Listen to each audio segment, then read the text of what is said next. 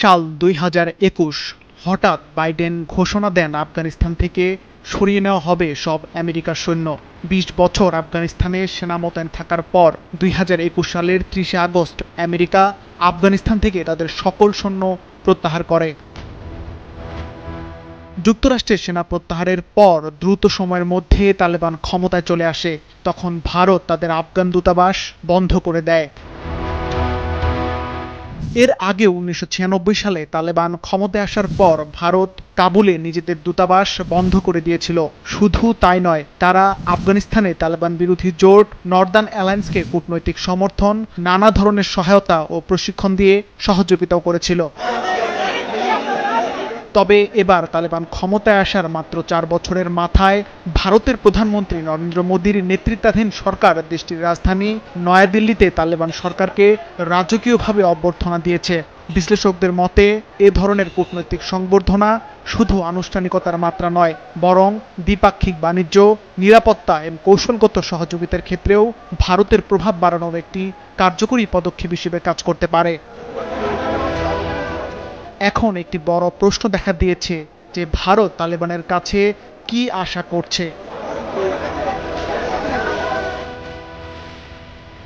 বিশ্লেষক গৌতম মুখার্জি বলেন, তালেবান এবং ভারতের শত্রু একই, আর সেটি হলো পাকিস্তান। মূলত এটাই মূল কারণ দুই দেশের ঘনিষ্ঠ হওয়ার।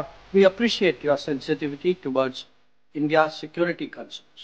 তবে অর্থনৈতিক সম্পর্কও দুই দেশের ঘনিষ্ঠ হওয়ার আরেক অন্যতম প্রধান কারণ।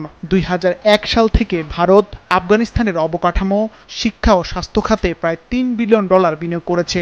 এর মধ্যে উল্লেখযোগ্য প্রকল্প হল সালমাবাদ জারাঞ্জ দেলারাম মহাসড়ক এবং আফগান পার্লামেন্ট ভবন। ভারতীয় গবেষণা প্রতিষ্ঠান ICRIER জানাচ্ছে 2017 সালে ভারত ছিল আফগানিস্তানের শীর্ষ 10 আন্তর্জাতিক দাতা দেশের অন্যতম, যার সহায়তার পরিমাণ ছিল প্রায় $30.45 মিলিয়ন। 2017-18 অর্থ বছরে দুই দেশের মোট বাণিজ্যের পরিমাণ দাঁড়ায় প্রায় $1.14 বিলিয়ন। এর মধ্যে ভারতের রপ্তানি ছিল $709.75 মিলিয়ন এবং আমদানি ছিল $433.78 মিলিয়ন। বিশ্লেষকরা বলছেন, আফগানিস্তানের সঙ্গে সম্পর্ক উন্নয়ন হলে আফগানিস্তানে ব্যাপকভাবে বাড়বে ভারতের পণ্য রপ্তানি। ভারতের সহায়তায় ইরানে নির্মিত চাবাহার বন্দর ব্যবহার করে পাকিস্তানকে এড়িয়ে আফগানিস্তানে পণ্য রপ্তানি করতে পারবে ভারত।